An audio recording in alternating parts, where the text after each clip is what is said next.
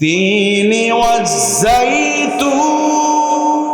وطور سينين وهذا البلد الأمين আল্লাহ রাব্বুল আলামিন শুরুতেই কসম করলেন। আমরা আল্লাহ তাআলা কুরআনুল কারীমে মাঝে মাঝে কোন সূরার শুরুতে কোন বিষয়ের গুরুত্ব বোঝার ক্ষেত্রে আমার আল্লাহ তাআলা অনেক সময় গুরুত্বপূর্ণ বিষয়গুলো আল্লাহ কসম করেছে। এখানে আল্লাহ কসম করেন ওয়াত্তিন, আঞ্জিরের কসম, ডুমুরের কসম, ওয়াজ্জাইতুন, অলিভ এবং জলফাইয়ের কসম, ওয়াতুর সিনিন, সিনাই পর্বতের কসম, ওয়াহাদাল বালাদিল আমিন।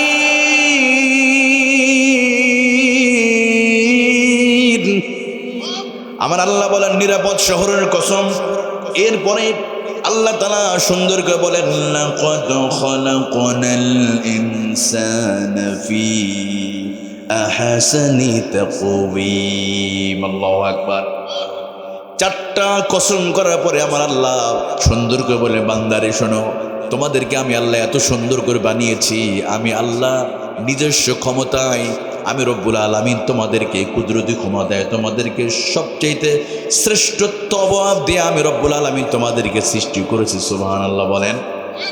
তাহলে আমার বাবাজিরা, যুবক ভাইয়েরা, এই কসম করার পরে আল্লাহ বলেন মানুষকে শ্রেষ্ঠ করে সৃষ্টি করেছি। আবার এই মানুষের শ্রেষ্ঠত্ব ধরে রাখার জন্য চেহারা যাতে করে যেন ধরে রাখতে পারে, এর জন্য আল্লাহ শুরুতে দুইটা বরকতময় ফলের কসম করেছে। বিশেষ করে তিন আর জাইতুনের কসম আল্লাহ তাআলা কেন করলো, এর কয়েকটা ব্যাখ্যা পাওয়া যায়। তিন এবং জাইতুন এমন একটা বরকতময় ফল। আমাদের বাংলাদেশের জাতীয় ফলের নাম কি বলতে পারবেন? কাঁঠাল। সবাই কি খায়? খায় না তো সবাই। জাতীয় ফল কাঁঠাল। আবার জাতীয় মাছ নাম কি? আসলে কি ইলিশ খায় নাকি সবাই? আমি তো মনে করি জাতীয় মাছ এখন ইলিশ না, পাঙ্গাস দেওয়া উচিত। কারণ ইলিশ জাতীয় মাছ শুধু খাতা কলমে, অনেকে বছরে একটা বার খেতে পারে না। আপনারা নোয়াখালী এলাকার মানুষ, পাশে মেঘনা মন্দির খুব একটা দূরে না। আপনারা মনে ঠিক মতো খান কিনা জানি না আমি, অনেক দাম বেশি। তো জাতীয় মাছ ইলিশ, জাতীয় ফল কাঁঠাল, এগুলোর ডিলিট করে অন্য ফল দেওয়া উচিত। কি বলেন ঠিক কিনা? তো জান্নাতের জাতীয় ফল আছে, এটা হলো তিন। সুবহানাল্লাহ বলেন। আল্লাহ এজন্য কসম করে বলে, ও পৃথিবীর মানুষ, লাকাদ খালাকনাল ইনসানা ফি আহসানি তাকওয়িম।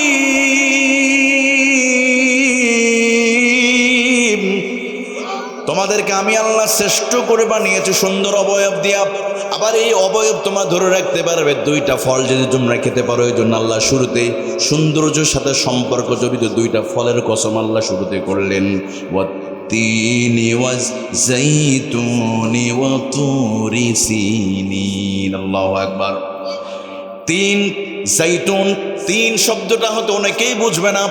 ডুমুর বলা হয়েছে, ডুমুর অথবা আঞ্জির যদি কেউ খায়, আর জাইতুন কেউ ব্যবহার করে। রাসূলুল্লাহ বলেন আমি জাইতুন খাই এবং জাইতুন কি করি দেহতে আমি ব্যবহার করি।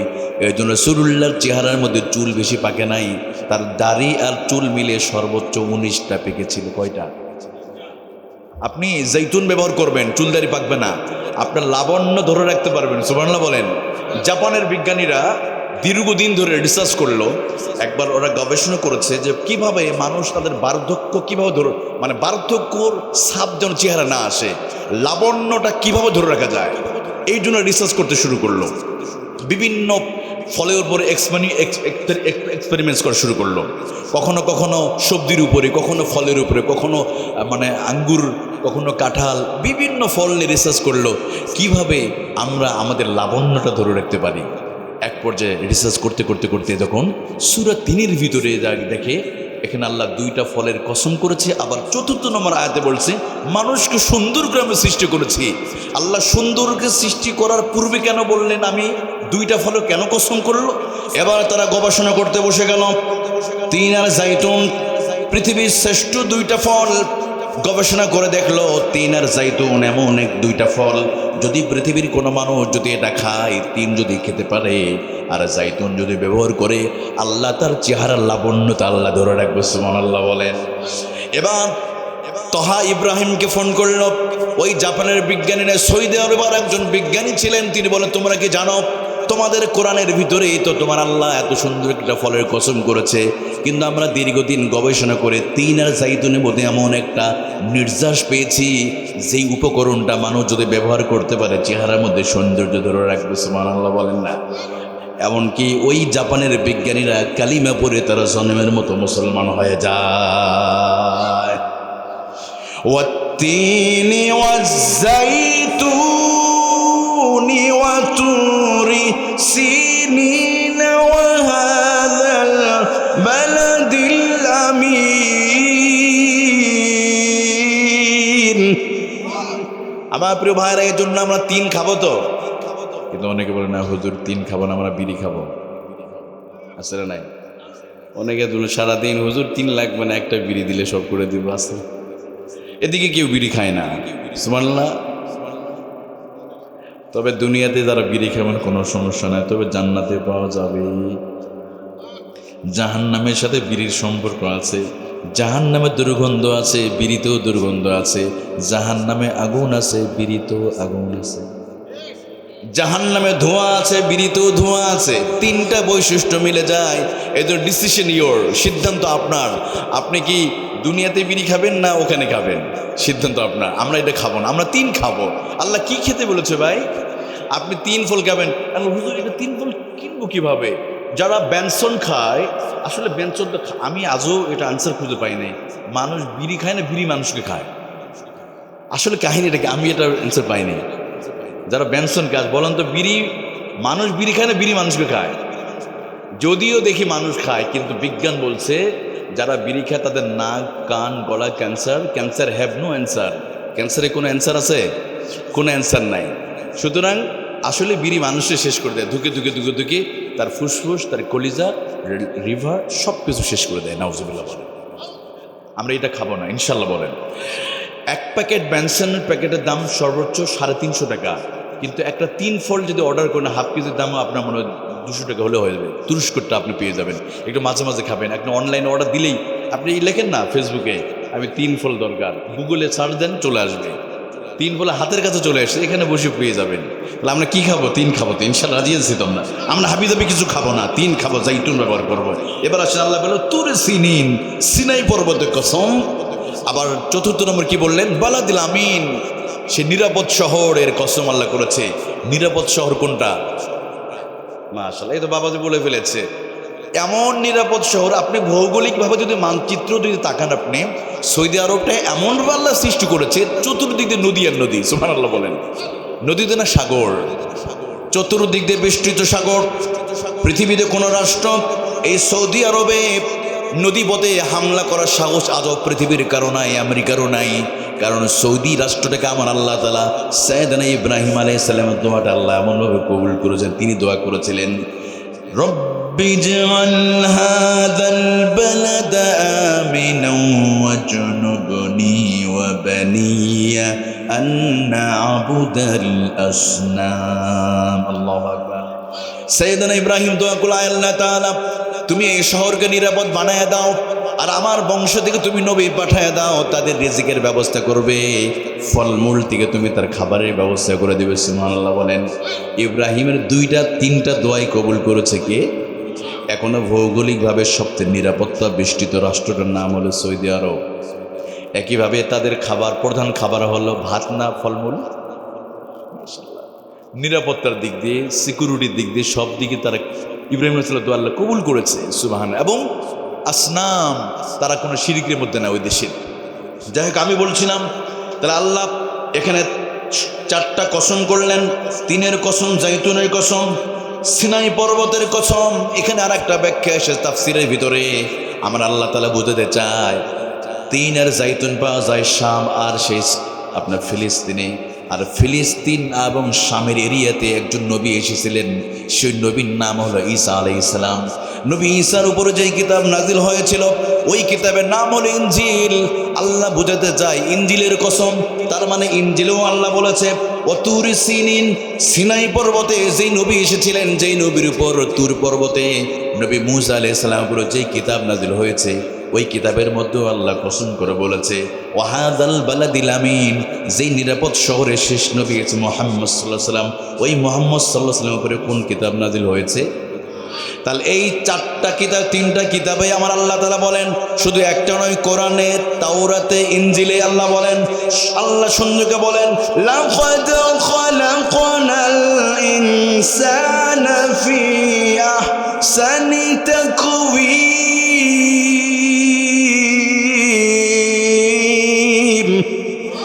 আমার আল্লাহ বলেন, ও পৃথিবী মানুষ শোনো, ওই ইনজিলের মধ্যে বলেছি তোমাদেরকে সুন্দর অবয়ব দিয়ে সৃষ্টি করেছি, তাওরাতে আমি বলেছি, তাওরাতের ভিতরে বলেছি তোমাদেরকে সুন্দর করে বানিয়েছি। নিরাপদ শহরে যে নবীকে পাঠিয়েছিলাম ওই নবীর কিতাব কোরআনও আমি তোমাদের বলেছি তোমাদের সুন্দর করে বানিয়েছি। সুবহানাল্লাহ বলেন না? আমার প্রিয় ভাইরা, এবার আস্তে করে বলতে হবে আমাদেরকে সুন্দর করে সৃষ্টি করেছে কে? আর একটু জোরে বলেন। কিন্তু আরে যে আল্লাহ আমাদেরকে সুন্দর করে সৃষ্টি করেছে সে আল্লাহকে কি আমরা শুকরিয়া আদায় করি? আমরা করি না। দেখেন যে রব্বুল আলামিন এত সুন্দর করে আমাদের বানালো, এত সুন্দর করে সৃষ্টি করেছে, আল্লাহ পরের আয়াতে আরো ভয়ঙ্কর কথা আল্লাহ তাআলা বলে দিয়েছে, মানুষ যদি তোমরা ওই আল্লাহর বিধান মেনে যদি না চলো, তোমাদেরকে যেমন আমি শ্রেষ্ঠত্বর আসনে আমি বসিয়ে সম্মানিত করেছি, আবারও তোমাদেরকে নিকৃষ্ট স্থানে আমি আল্লাহ আসফালা সাফিলিন, নিকৃষ্ট স্থানে তোমাদেরকে আবার ফেলে দিব। নাউজুবিল্লাহ। যেমন তোমাদেরকে সর্বোচ্চ মর্যাদা দিয়েছি, আখিরি জামানার উম্মত করে সম্মান দিয়েছি, জান্নাতেও তোমরা, আল্লাহ রাসূল বলেছে হুরমাতিল জান্নাতু আলাল উমামি হাত্তা তাদখুলা মিন উম্মতি, সমস্ত নবীদের জন্য জান্নাতে প্রবেশ করা হারাম যতক্ষণ না রাসূলুল্লাহর উম্মত জান্নাতে প্রবেশ না করবে। ইউসা বিন নুন আলাইহিস সালাম উম্মত দাঁড়িয়ে থাকবে, ইদ্রিস আলাইহিস সালামের উম্মত দাঁড়িয়ে থাকবে, মূসা আলাইহিস সালামের উম্মত দাঁড়িয়ে থাকবে, যতক্ষণ না বিশ্ব নবী মুহাম্মদুর রাসূলুল্লাহ সাল্লাল্লাহু আলাইহি ওয়াসাল্লাম উম্মত জান্নাতে প্রবেশ না করবে। তার মানে বোঝা গেল আল্লাহ তাআলা আমাদেরকে শুধু সুন্দরী করে সৃষ্টি করে নাই, আল্লাহ আমাদের মর্যাদার দিক দিয়ে আল্লাহ সম্মানিত করেছে। সুবহানাল্লাহ বলেন। শুধু তাই নয়, এবার আল্লাহ আবার বললেন, ভয়ঙ্কর ভাবে বলছেন, বান্দারা যদি তোমরা ওই আল্লাহকে ভুলে যাও, যদি তোমরা আবার আল্লাহকে যদি ভুলে যাও, তাহলে আমি আল্লাহ তোমাদের আবার আসফালা সাফিলিন, তোমাদেরকে নিকৃষ্ট স্থানে আমি ফেলে দেব। তাফসীরের ভিতরে এর দুইটা ব্যাখ্যা এসেছে। একটা হলো আল্লাহ তাআলা বলেন, তোমরা যদি আমার হুকুম না মানো, যদি পাপে লিপ্ত হয়ে যাও, আমার অঙ্গ প্রত্যঙ্গ ব্যবহার করে তোমরা যদি পাপ করো, তোমাদের নিকৃষ্ট ফেলে দেব। আর একটা ব্যাখ্যা হলো, তোমাদের এমন একটা সময় আসবে, জীবনের শুরুতে যেমন তোমাদের সুন্দর করে সৃষ্টি করেছিলাম, আবার জীবনের পরন্ত বিকেলে শেষ সময় তোমাদের আবার অসহায় হয়ে তোমরা যাবে। আমরা একসময় সুন্দর থাকবে, কিন্তু আর একটা দিন থাকবো, এখন আমরা অনেকে ভালো আছি, শেষ বয়সে আবার চামড়াটা কুকুরে যাবে, দাঁতগুলো পুড়ে যাবে, হাত আর উঠবে না, অনেকে বিছানায় পড়ে থাকবে, তাই না? আবার বিছানায় প্রস্রাব পায়খানা করে দিবে। ছোটবেলায় জন্ম নিয়েছিলাম, আবার শিশু হয়ে কবরে চলে যাওয়া লাগবে। এই জন্য আল্লাহ বলেন, এই যে সৌন্দর্য, এই চেহারার অবয়বটা কিয়ামত পর্যন্ত থাকবে না। এই জন্য আল্লাহ বলেন, সুম্মা রাদাদনাহু আসফালা সাফিলিন।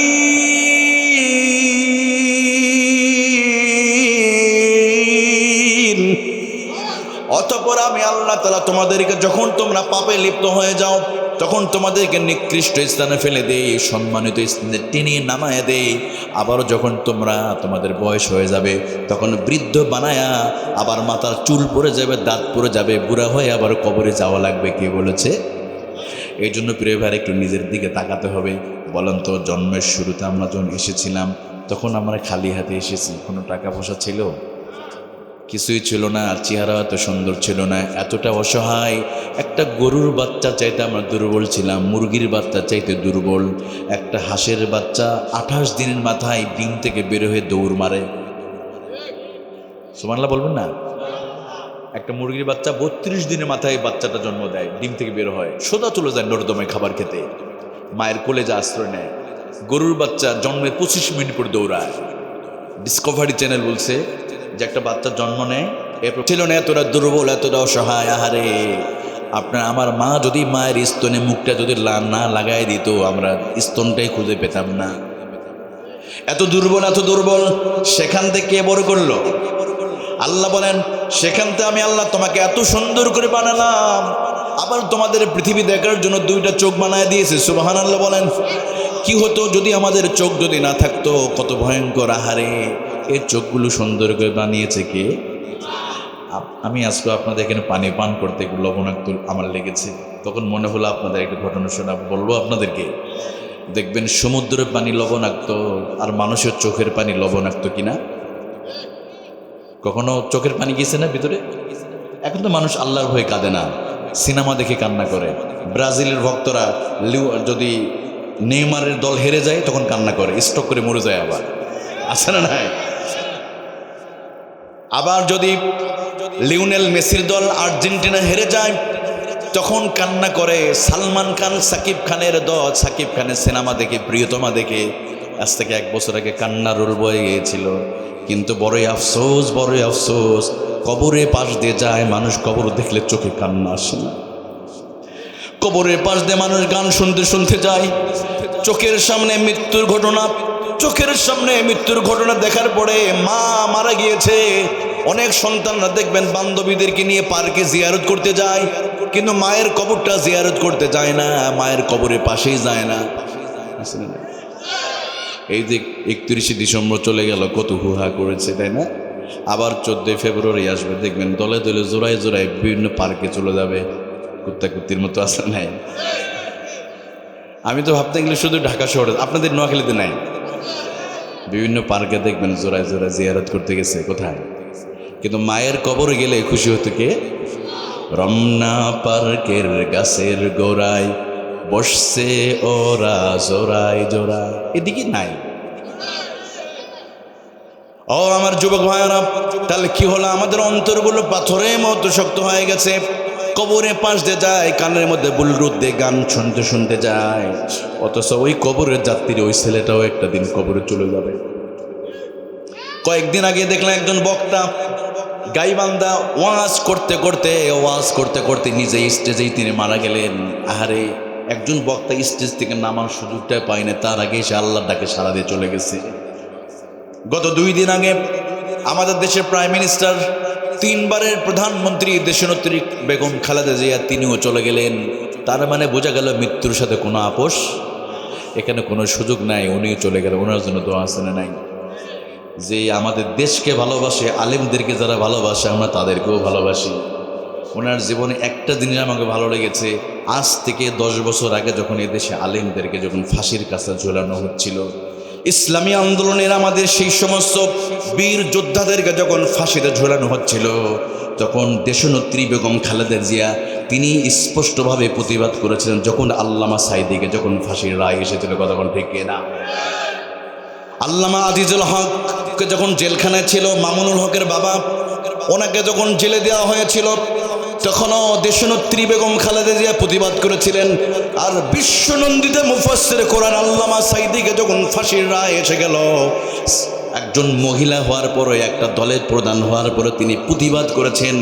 এতেই বোঝা যায় তিনি মাজলুমের পক্ষ ছিল বলে আমরাও তার জন্য দোয়া করি। কথা বলেন ঠিক না? মাজলুমের পক্ষে যারা, এই জন্য দেখেন ওনার ভাগ্য এটা কি, ওনার মৃত্যুর পরে ওনার খাটিয়া ধরেছে কয়েকজন আলেম। একদিকে মামুনুল হক, ওই যে আজিজুল হকের ছেলে শেখুল হাদিস, ইবনে শেখুল হাদিস, উনি ওই খাটিয়া ধরেছে। আবার মিজানুর রহমান আজহারিও ওখানে গিয়েছে। আবার শাইখ আহমেদুল্লাহ, বর্তমান বাংলাদেশের 3জন মানে সেরা বড় আলেম বলা হয়, 3জনই ওখানে গেছে। আমার মনে হয় এই ভাগ্যটা আর অন্য কেউ পাবে কিনা আমি জানি না, কিন্তু ওনার নসিবিটা হয়েছে।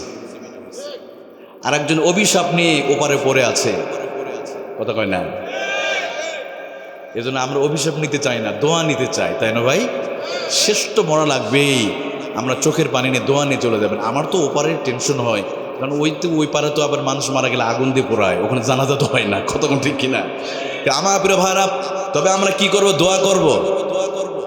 তাহলে এখানে বোঝা গেল প্রধানমন্ত্রী হওয়ার পর আজরাইলের সাথে কোনো মাপ নাই, আজরাইলের সাথে কোনো ছাড় নাই। তুমি প্রধানমন্ত্রী হতে পারো, রাষ্ট্রপতি হতে পারো, মৃত্যু থেকে কোনো রেহাই আছে? একসময় স্যালুট করতো, আসসালামু আলাইকুম। কবরে কোনো স্যালুট আছে নাকি? তবে হ্যাঁ, ইমানদার যারা আছে তাদেরকে ফেরেশ স্যালুট করবে। তো আমার প্রিয় ভাই, এই জন্য বলে আমার যুবক ভাইরা, আমার বাবাজিরা, খবরদার। তাহলে দুনিয়ার বিষয়ে আমরা কান্নাকাটি করি, কিন্তু আল্লাহর চোখটা দিয়ে আমরা পাপ করি, কিন্তু চোখ দিয়ে অনেক সময় খুব একটা ভালো কাজ করি, অনেকে করে কিন্তু করি না। তো দেখেন, আমি যে বিষয়টা বলছিলাম, তো এই চোখের পানি কেন লবণাক্ত?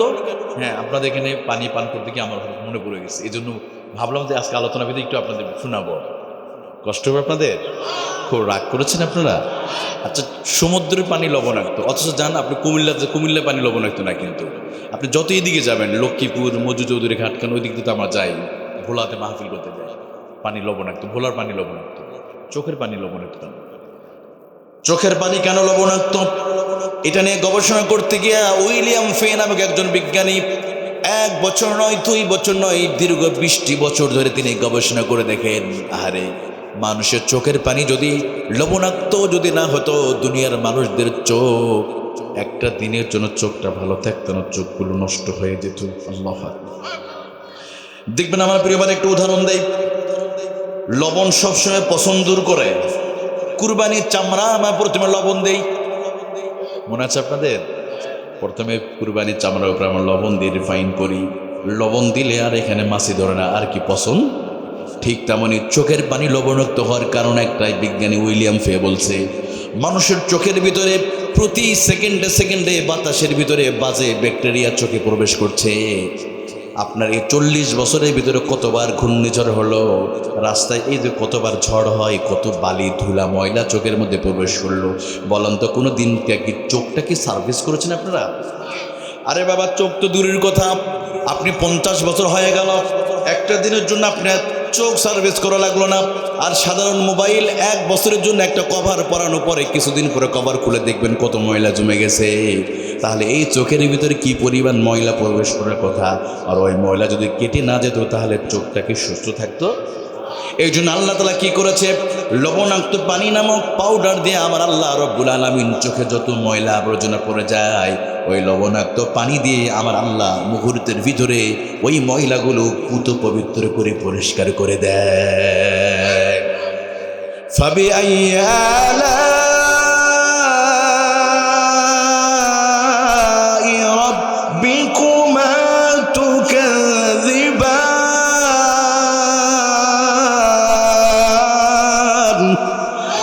আল্লাহ রাব্বুল আলামিন বলে, বান্দা কি করে তুমি ওই আল্লাহকে অস্বীকার করো? আল্লাহর কোন নিয়ামত তুমি অস্বীকার করবে? আমি রব্বুল আলামিন শুধু লাকাদ খলাকনাল ইনসানা ফি আহসানি তাকওয়িম, সুন্দর অবয়ব দিয়ে শুধু বানাই নাই, আবার সৌন্দর্য ধরে রাখার জন্য আমি আল্লাহ ঔষধ দিয়েছি, ট্যাবলেট দিয়েছি। সুবহানাল্লাহ, আরো ধরে বলেন না সুবহানাল্লাহ। সুন্দর ধরে রাখার জন্য শুরুতে যেন কসম করেছে। আবার এই সৌন্দর্য চর্চা করতে গিয়ে দেখেন পৃথিবীতে কোটি কোটি টাকা ব্যয় করা হয়। এই পৃথিবীতে শুধুমাত্র মাথার চুল, এই চুলটাকে কাটিং করার জন্য কোটি কোটি সেলুন আছে, কোটি কোটি টাকা ব্যয় করা হয়, কসমেটিকে কোটি কোটি টাকা ব্যয় করা হয় এই সৌন্দর্য ধরে রাখার জন্য। আপনার মুখের দাঁতগুলো যেন সুস্থ রাখে, এই জন্য হাজার হাজার মেডিকেল ডেন্টালে পড়াশোনা করে ডাক্তার হচ্ছে।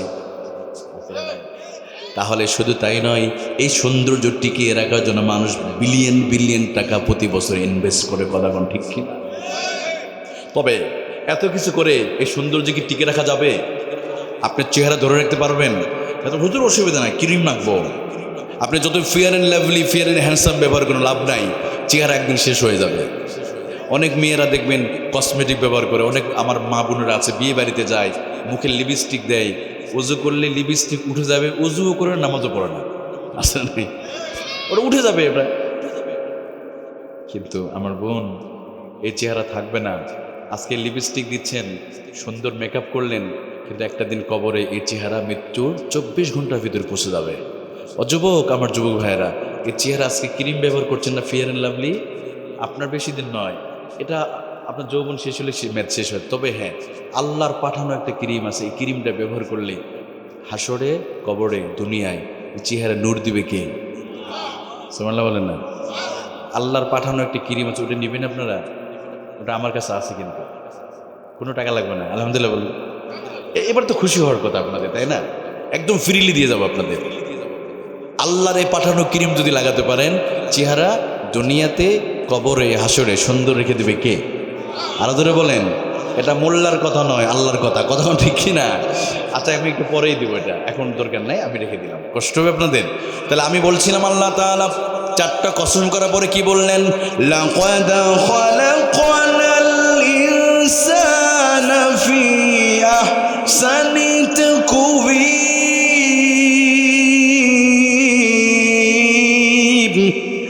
আমি রব্বুল আলামিন মানুষকে সুন্দর অবয়ব দিয়ে সৃষ্টি করেছি, শুধু সৃষ্টি করে নাই, আবার সৌন্দর্য ধরে রাখার জন্য কত উপকরণ দিয়েছি। আবার বলো মানুষ, যখন তোমরা আমার এই নিয়ামতগুলো পেয়ে যখন তোমরা পাপে লিপ্ত হয়ে যাবে, তখন আমি আল্লাহ তোমাদের নিকৃষ্ট স্থানে ফেলে দেব। আমার চোখটা আমি তোমাদের চোখ দিয়েছি, চোখটা সুস্থ রেখেছি, তবে এই চোখটা দিয়ে শুধু 24 ঘন্টা মোবাইল দেখার জন্য আমি পাঠাই নাই, মাঝে মাঝে কোরআনুল কারীম তেলাওয়াত করতে হয়েছে। কিন্তু এই 2025 সাল চলে গেল, আজকে কতদিন? 3 দিন না? এখানে অনেকে হয়তো আছে 2025 সালে এমনও মুসলমান আমার ভাই বোন আছে 1 বছরের ভিতরে অনেক মুসলমান কোরআনটা হাতেই নাই। কোরআন তো পড়া দূরের কথা, হাতেই স্পর্শ করে নেয়। প্রতিদিন অন্তত একটা করে সূরা পড়া উচিত। এই যে রমাদান আসছে সামনে, না? কোরআন পড়ব তো ইনশাল্লাহ। কারণ যে চোখ আল্লাহ সুস্থ বানিয়ে, শুধু চোখ সৃষ্টি করে নেই, চোখটাকে সুস্থ রাখার জন্য এই লবণাক্ত নামক পানির এই মেডিসিনটা দিছে কে? তাহলে এই চোখটা দিয়ে 24 ঘন্টার ভিতরে আমার মোবাইলকে দিয়ে 10 ঘন্টা। সুবহানাল্লাহ বলেন না? সুবহানাল্লাহ, নাউজুবিল্লাহ। এখানে একটু মাঝে মাঝে টেস্ট করবো আমি আপনাদের, ভেজাল আমাদের মধ্যে আছে না নাই? একটু সব জায়গায় তো ভেজাল এখন, বাংলাদেশ, সারা বাংলাদেশে ভেজাল, পানিতে ভেজাল, দুধে ভেজাল, খাদ্যে ভেজাল, আছে না নাই? এই যে নির্বাচনে আসলে দেখবেন নেতারা বলবে বাংলাদেশ ইতালি বানায় দিবে, নির্বাচনের পর আবার সে জাল জবর যা তা জবর, মানে সব কিছু, আছে না নাই? তো এক দেশপ্রেমিক, আপনাদের নোয়াখালী মানুষটা একটু বেশি দেশকে ভালোবাসে, কারণ আমি জানি, কারণ এই এলাকার মানুষ বিদেশে বেশি থাকে, রেমিটেন্স বেশি আসে, এজন্য একটু বেশি বলে, তাই না? নোয়াখালীতে আলাদা এয়ারপোর্ট দেওয়া উচিত, কথা কোন ঠিক কিনা? মিডিয়াতে ভিডিও হচ্ছে, এটা ভিডিও চলে যাবে, আমাদের উপদেশটা কর্ণ করে দেন পৌঁছে যায়। বাংলাদেশে অর্ধেক ইকোনমিক্স আসে সেই যে আপনার রেমিটেন্স এই নোয়াখালী মানুষদের, বলবো নাকি? এই জন্য যে দেশপ্রেমিক আপনাদের ভিতরে আসতে একদম দেশপ্রেমিক, নোয়াখালী এলাকার বসুরহাট এদিকে বাড়ি। বাংলাদেশে এত ভেজাল, ভেজালের দেশে থাকবো না, আত্মহত্যা করে মরে যাবো, কিসের এই দেশে থাকবো? বাস রাতের বেলা বাজার থেকে, এই যে আপনাদের মুন্সিগঞ্জ কি বাজারে, মুন্সিরহাট বাজার থেকে 1 বোতল বিষ কিনে আনছে, কীটনাশক বিষ কিনে এনে রাতের বেলা ঢকঢক করে খেয়ে ফেলছে। সে তো জানে সকালবেলা মারা যাবে। 16 কোটি মানুষ 32 কোটি চোখ দিয়ে দেখবে যে নোয়াখালীর ওই অমুক এলাকার আব্দুর রহমান বিষ খেয়ে আত্মহত্যা করে মারা গেছে, কিন্তু রাতের বেলা ঘুমিয়ে পড়েছে, তার ঘুম ভেঙে গেছে, মৃত্যু হয় নাই। কারণটা কি? পরে জানা গেল বিষের ভিতরে মারাত্মক ভেজাল থাকার কারণে তার মৃত্যুর স্বাদ পূরণ হয় নাই। বিষও ভেজাল, কোন দেশে আসলাম রে, মরতেও পারবো না। অনেক কষ্ট পেয়েছে বেচারা, এক বুক ব্যথা নিয়ে চলে গেছে আমাদের উত্তরবঙ্গে।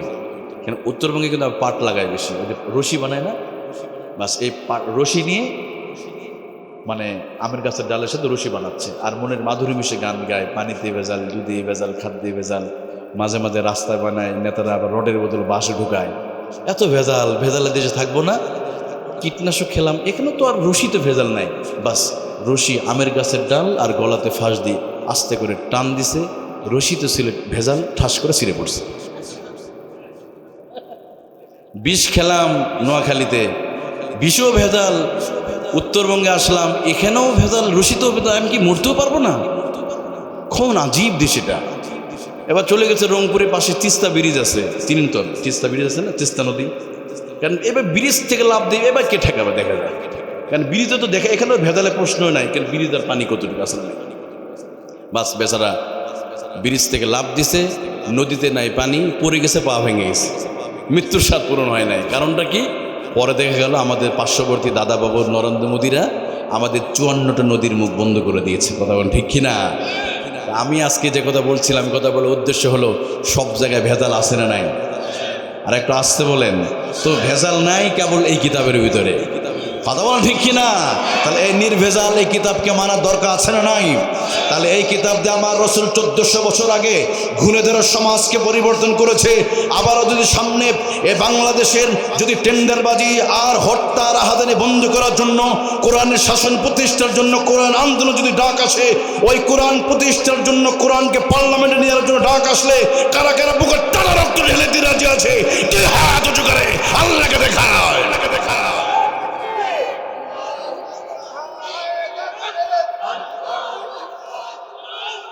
আল্লাহ আমাদের কবুল করবে নাকি, আমিন।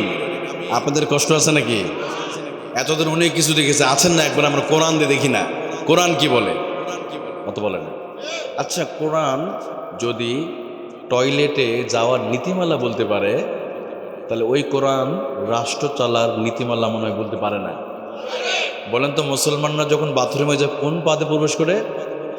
না, বাম পা। এই তোমাদের শুনে, কোন পাদে বের হবে? ডান পাদে। তাহলে এক ইসলামে যদি বাথরুমে, বা এখন তো চেঞ্জ হয়ে গেছে, বাথরুম নাকি ওয়াশরুম, আল্লাহ জানে আবার 2 দিন পরে এটাও চেঞ্জ হয়ে যেতে পারে। কি আজীব, কখনো টয়লেট, কখনো বাথরুম, কখনো ওয়াশরুম, আবার কখনো বাইতুল খালা, শুনে নাই। তো যাই হোক, একক জায়গায় এক এক রকম। তো এই ওয়াশরুমে যাওয়ার নীতিমালা ইসলাম যদি বলতে পারে, ওই ইসলামে মনে হয় আব্রাহাম, লেনিন, কালমার্ক্সদের কাছে রাষ্ট্র চালার নীতিমালা ধার করতে হবে। অবশ্যই কোরআনে তিবিয়ানাল লিকুল্লি শাই, প্রত্যেকটা বিষয় বিশ্লেষণ করে দিয়েছে কে? আমার প্রিয় ভাইরা, আমার বাবাজিরা। তাহলে আমি বলছিলাম, ওই যে চোখ আমার আল্লাহ তাআলা এত সুন্দর করে বানায় দিল, 24 ঘন্টার ভিতরে আমরা চোখের সময় দিই 10 ঘন্টা, আর 5 ওয়াক্ত নামাজ আদায় করতে লাগবে মাত্র 1 ঘন্টা। ফজরে 10 মিনিট, জহরে 10, আসরে 10, মাগরিবে 10, এশায় 20, কত হলো? অথচ এই নোয়াখালী আপনাদের এলাকা এমনও যুবক আছে ফেসবুকে দেয় 5 ঘন্টা। তবে এদিকে ফেসবুক নাই না, ফেসবুক আছে, ফেসবুক শরীফ, ওখানে দেয় 5 ঘন্টা। ইউটিউবে দেয় ওখানে আরো 2 ঘন্টা। মেসেঞ্জার, বিভিন্ন গ্রহ থেকে মেসেজ আসে, ওখানেও দেয় 2 ঘন্টা। আর চার দোকানে তো বসাই লাগবে, ওখানে না বসলে খাবার হজম হবে না, ওখানে 1 ঘন্টা, কত গেল? 10 ঘন্টা। তাহলে 24 ঘন্টার ভিতরে যদি 10 ঘন্টা মোবাইল, টিভি, নাটক, সিনেমা আর এগুলো দিতে পারেন, অথচ ওই মানুষ 5 ওয়াক্ত নামাজে আল্লাহর ঘরে 1 ঘন্টা সময় দিতে পারে না। আল্লাহ বলে, বান্দা কি হলো তোমার? আমি আল্লাহ এত সুন্দরকে বানালাম, তাকাও তোমার চেহারার দিকে। আল্লাযী খালাকাকা ফাসাওয়াকা ফাআদালাক ফি আই সূরাতিন মা শাআ রাক্কাবাক। আল্লাহ বলে, আমি তো এত সুন্দরকে বানালাম, এত সুন্দরকে চোখটা সৃষ্টি করে দিলাম। শুধু চোখ বানাই নাই, চোখটাকে সুস্থ রাখার জন্য লবণাক্ত পানি নামক মেডিসিনটা আমি আল্লাহ বানায় দিলাম। আমার চোখটা দিয়ে ন্যাংটা সিনেমা দেখতে পারো, আমার চোখটা দিয়ে নাটক দেখতে পারো, আমার চোখটা দিয়ে সিনেমা দেখতে পারো, অথচ আমার চোখটা দিয়ে তুমি কোরআন পড়তে পারো না। আমার চোখটা দিয়ে হেঁটে হেঁটে আল্লাহর ঘরে যেতে পারো না। কি হলো তোমাদের? মা গররাকা বিরাব্বিকাল কারীম আল্লাযী খালাকাকা ফাসাওয়াকা ফাআদালাক। ও বান্দা, কি হলো? কে তোমাদেরকে রব সম্পর্কে বিভ্রান্ত করেছে? আমি আল্লাহ এত নিয়ামত দেওয়ার পরও কি বান্দা তোমরা আল্লাহর ঘরে যাবে না? অজুবিভাবে আমার জাতি চাই কি চাই না? আমার অনেক সময় বলি, হুজুর শরীরটার মধ্যে ভালো লাগে না, অশান্তি। অশান্তি তো দূর হবে আল্লাহর ঘরে, আপনি তো নামাজেই যান না, যান না মসজিদে, আপনার কলিজা ঠান্ডা করে দেবে কে? আরো জোরে বলেন। এই জন্য কবি নজরুল বলেছে, চল মসজিদে চল, বক্ষে পাবি সান্ত্বনা তুই, হৃদয়ে পাবি বল, চল মসজিদে চল। সুবহানাল্লাহ। আপনি ডিপ্রেশনে ভুগে আছেন, ঘরে মাঝে মাঝে বলেন, আল্লাহ যেন মৃত্যুটা দিত, আমি তো মরে গেলাম, বলেন এরকম? কিসের ডিপ্রেশন? মুসলমানের কোন ডিপ্রেশন? মুসলমানের জীবনে কোনো পরাজয় নাই, মরিগুলি জান্নাত। সুবহানাল্লাহ। আপনার হতাশা দূর হবে, যান মসজিদে যান, সাজদা দিবেন। কারণ বান্দা যখন জমিনে সাজদা দিয়ে যায়, আল্লাহ তাআলা তার সমস্যাগুলো আল্লাহ তাআলা দূর করে দেয়। সুবহানাল্লাহ। আমার বাবা যেটা, তাহলে আমি বলছিলাম লাকাদ খালাকনাল ইনসানার ব্যাখ্যায়, আমি যদি এখানে আল্লাহ বলেন, যদি কোনো মানুষ যখন আল্লাহর হুকুম যখন মানে না, এবার ওই সৌন্দর্য সম্মানী স্থান থেকে নেমে আল্লাহ তাআলা নিকৃষ্ট স্থানে ফেলে দেবে। এটাও আল্লাহ বললেন, সুম্মা রাদাদনাহু আসফালা সাফিলিন। অতঃপর আমি আল্লাহ তোমাদেরকে শ্রেষ্ঠত্বর মুকুট পরিয়ে দিয়েছিলাম, সেখান থেকে টেনে হিসড়ে তোমাদেরকে আবার উলাইকা কাল আনআমি বাল হুম আদাল উলাইকা হুমুল গাফিলুন। আল্লাহু আকবার। ওই মানুষকে আবার আল্লাহ বলেন, কুকুর ছাগলের চাইতে তোমরা নিকৃষ্ট হয়ে যাবে যদি তোমরা আল্লাহর নিয়ামতগুলো পার করো, যদি তোমরা আল্লাহর হুকুম না পালন করো। কে বলেছে এটা? দেখেন, যার যত শ্রেষ্ঠত্ব সে কাজ যদি না করে তার পতন করে দিবে কে? আচ্ছা উদাহরণ দিই আমি, গাড়ি যত দামি অ্যাক্সিডেন্ট তত মারাত্মক, কতক্ষণ ঠিক কিনা? একটা সাইকেল আর একটা বাইসাইকেল যদি অ্যাক্সিডেন্ট করে সর্বোচ্চ চামড়া কেটে ব্লিডিং হবে, মানুষ মারা যাবে না। একটা বাইসাইকেলে যাইতে হুন্ডার দাম বেশি, দুইটা হুন্ডা যদি লেগে যায় পা ভেঙে যেতে পারে, মৃত্যু হতে। তাহলে গাড়ি যত দামি অ্যাক্সিডেন্ট তত মারাত্মক। আপনি উদাহরণটা বোঝেন। এবার R15 একটু দামি হুন্ডা দিকে চলে দেন, বাইক যেগুলোর দাম 2.5-3.5 লক্ষ টাকা, দুইটা হুন্ডা যদি লেগে যায় এখানে মৃত্যুর সম্ভাবনা আছে। আবার R15 চাই তার একটু বেশি দাম বেশি প্রাইভেট কারের 30 লক্ষ টাকা, দুইটা প্রাইভেট তত দাম বেশি, অ্যাক্সিডেন্ট তত মারাত্মক। একটা বোয়িং বিমান যদি ল্যান্ড করে বা যদি ক্র্যাশ হয়ে যায়, দুর্ঘটনা হয়, তাহলে বিমানের মনে একজন বাঁচবে নাকি? বাস দুর্ঘটনা হলে ছাদ থেকে লাফ দিয়ে পালানো যায়, জানালা ভেঙে পালানো যায়, প্রাইভেট কার থেকে জানালা পালিয়ে যাওয়া যায়, কিন্তু বিমান দুর্ঘটনা হলে ওখানে বোঝা যায়, কথা ঠিক কিনা? কারণ মাঝে মাঝে আমাদের উঠতে হয়, কিন্তু ওখানে বোঝা যায় বিমানের যাত্রী ম্যাক্সিমাম অহংকারী হয়। এটা কি? প্রচুর অহংকারী। কারণ আমাদের বিমানে তো উঠছি মাঝে মাঝে, দেখবেন কেউ কারো বসে কোনো কথাই বলে না, সালাম কোনো কথা নাই, মুখ বসরা করে বসে থাকে। আর যখন একটু কাঁপাকাঁপি তখন হুহা শুরু হয়ে যায়, আল্লাহ তুমি বাঁচাও, আল্লাহ বাঁচাও, কথাটা ঠিক কিনা? আমি এই যে কি বলে মেবি সৈয়দপুরের মাহফিলে যাওয়ার আগে মানে আকাশে ঝড় শুরু হয়েছে, এর আগে খুব গল্প, কেউ মোবাইলে এটা দেখতেছে ওইটা গল্প করতেছে, অহংকারী, কেউ কারোর সাথে কথা বলে, কারণ ম্যাক্সিমাম ধনী মানুষ কেউ কারোর সাথে কথা বলে না, অহংকার। যখনই বিমান কাঁপাকাঁপি শুরু করছে তো লা ইলাহা ইল্লাল্লাহ, লা ইলাহা ইল্লাল্লাহ মানে শুরু হয়ে গেছে জিকির, আর মানে মহিলারা মাথার কাপড় দিচ্ছে আর সবাই জিকির। তখন আমি মনে করছি এইটা শুরু হয়ে গেছে, কথা ঠিক কিনা? তবে আমার একটা জিনিস, যখন বিমান উঠি আপনাদের বলে রাখি, বিমানে ওঠার আগেই সবচাইতে অনিশ্চিত জার্নি হলো বিমান, কারণ বিমান দুর্গ সব শেষ। তো আমি বিমানে উঠলেই একটা কাজ করি, যে মোবাইলে কোরআন শরীফ নিয়ে পড়া শুরু করি, যতদূর যায়। যদি আল্লাহ মৃত্যু হয় এবং কোরআন পড়তে পড়তে মৃত্যু হয়, কারণ বিমান ল্যান্ড করা আগ পর্যন্ত আপনি ল্যান্ড করে ওই সময় মানুষ মারা যায়, সব পড়ে যায়। তো এই জন্য অনেকে অহংকার করে, এগুলো তো ভাই এগুলো করবেন না, কারণ আমরা চলাফেরা করি প্রতি সেকেন্ডে জীবনটা নিয়ে, কথা বলেন ঠিক কিনা? আপনাদের কষ্ট হচ্ছে তো প্রিয় ভাইয়ারা। তাহলে আল্লাহ তাআলা বলছে, বান্দারে শোনো, আমি রব্বুল আলামিন তোমাদেরকে এত নিয়ামত দিলাম, যদি তোমরা আমার না মানো, শোনো, তোমাদেরকে ওই শ্রেষ্ঠত্বর আসন থেকে তোমাদেরকে আবার নিচে নামায়া দিব। গাড়ি যত দামি অ্যাক্সিডেন্ট তত মারাত্মক, ঠিক তোমরা উম্মত হিসেবে যত দামি, ওই উম্মতের দায়িত্ব যদি পালন না করো, দিন প্রতিষ্ঠার কাজ যদি না করো, আল্লাহর হুকুম পালন যদি না করো, আল্লাহ বলেন লাকাদ খাতামনা রাদাদনাহু আসফালা সাফিলিন, আবার নিকৃষ্ট স্থানে ফেলে দেবে। কে বলেছে এটা? তবে হ্যাঁ, আল্লাহ তাআলা এখানে আরেকটা কথা বলে দিলেন, ওই মানুষগুলো ক্ষতিগ্রস্ত হবে না, তাদের চিরদিন তাদের পুরস্কারের মধ্যে আল্লাহ রেখে দিবে। আল্লাহ বলেন, ইল্লাল্লাযীনা আমানু ওয়া আমিলুস সালিহাতি ফালাহুম আজরুন গায়রু মামনুন। আল্লাহু আকবার। আল্লাহ তাআলা বললেন, যদি তোমরা দুইটা কাজ করতে পারো, ওই দুইটা কাজ যারা করবে তাদের কোনো বিপদ হবে না, তাদের কোনো ধ্বংস হবে না। কে বলেছে? ইল্লাল্লাযীনা আমানু ওয়া আমিলুস সালিহাতি ফালাহুম আজরুন গায়রু মামনুন।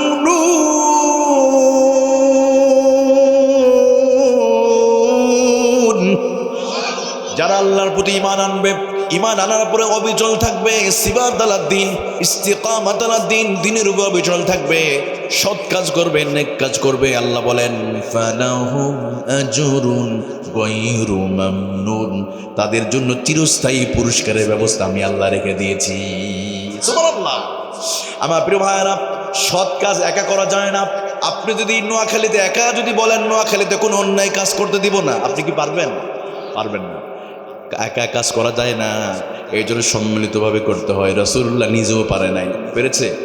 17 বছর বয়সে আমার নবী হিলফুল ফুজুল গঠন করল ওই সমাজে মানুষের শান্তি দেওয়ার জন্য, কিন্তু আমার নবী কোরআন নাযিল হওয়ার আগ পর্যন্ত সমাজে শান্তি প্রতিষ্ঠা করতে নবীজি নিজেও পারে নাই। কারণ আমার নবীর সংগঠন ছিল কিন্তু সংবিধান ছিল না। রাসূলের সংগঠনের নাম কি ছিল?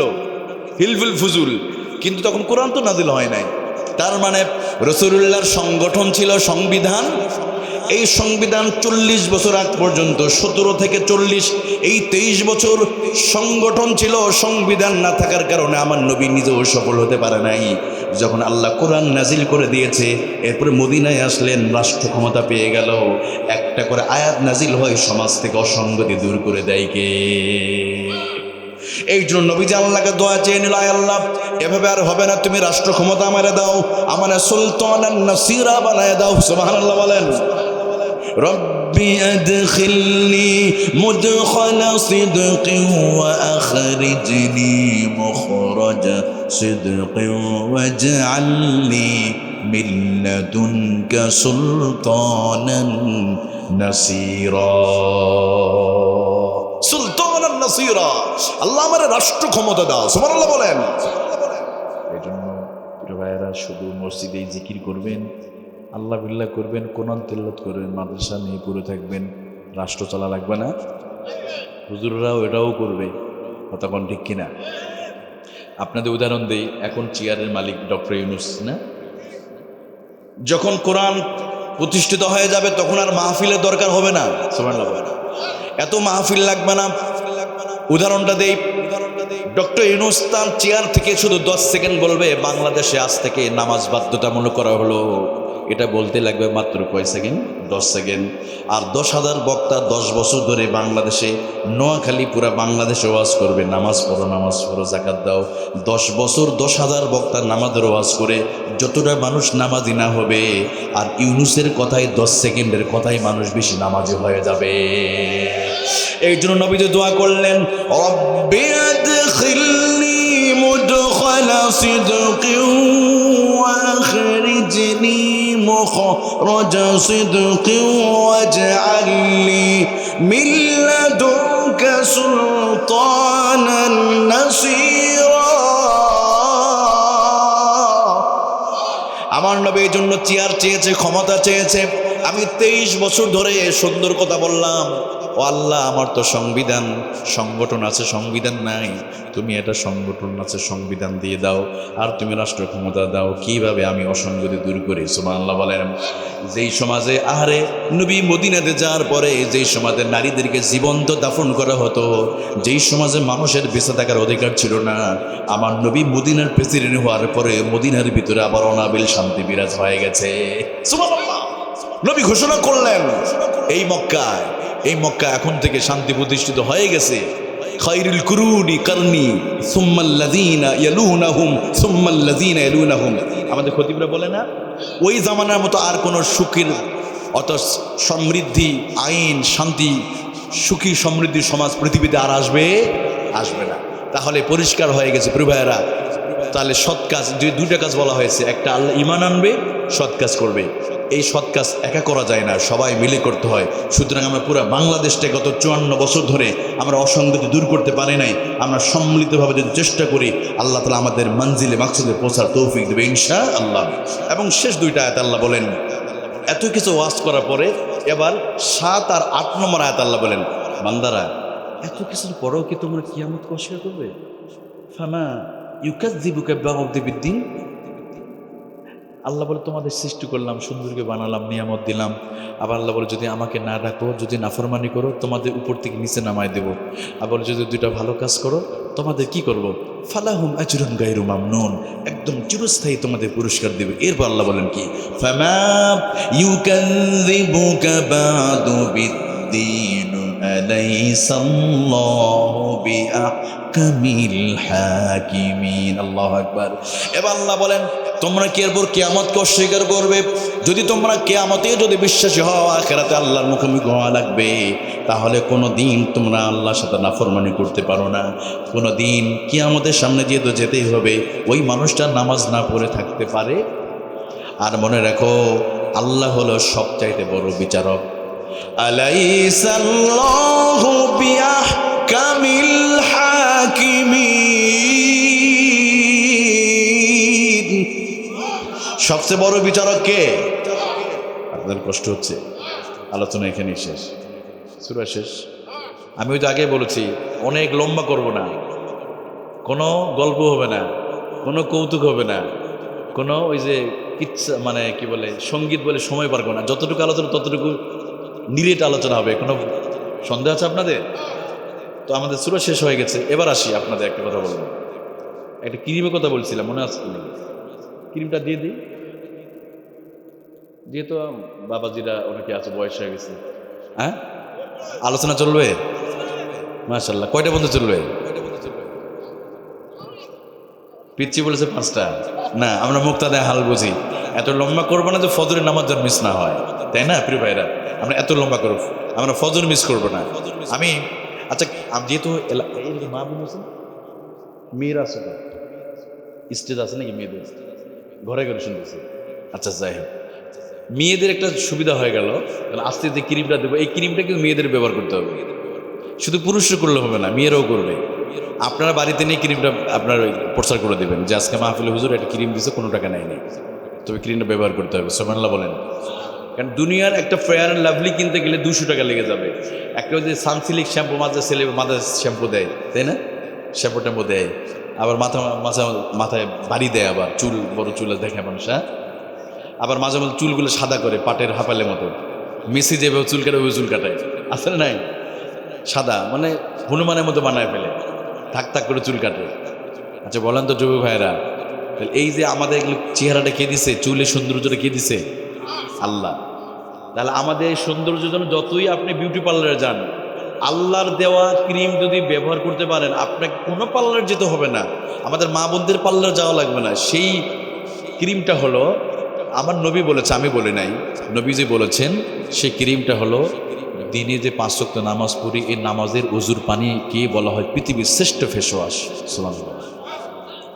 পৃথিবীর শ্রেষ্ঠ ক্রিম, পৃথিবীর শ্রেষ্ঠ ফেস ওয়াশের নাম কি? অজুর পানি। সুবহানাল্লাহ বলেন না এখনো? এটা কি আমি বলেছি? রাসূলুল্লাহ বলেছে, উলামায়ে কিরাম এখানে আছে। কি চলেন, নবী কি বলেছে? নবীজি বলেন, তাবলুগুল হালিয়াতা মিনাল মুমিন, বালাগা ইয়াবলুগু শব্দের অর্থ হলো পৌঁছানো। রাসূলুল্লাহ বলেন, অজুর পানি শরীরে যত জায়গায় লেগে যাবে, ওই জায়গাটা সৌন্দর্য করে দিবে কে? নূরানি করে দিবে কে?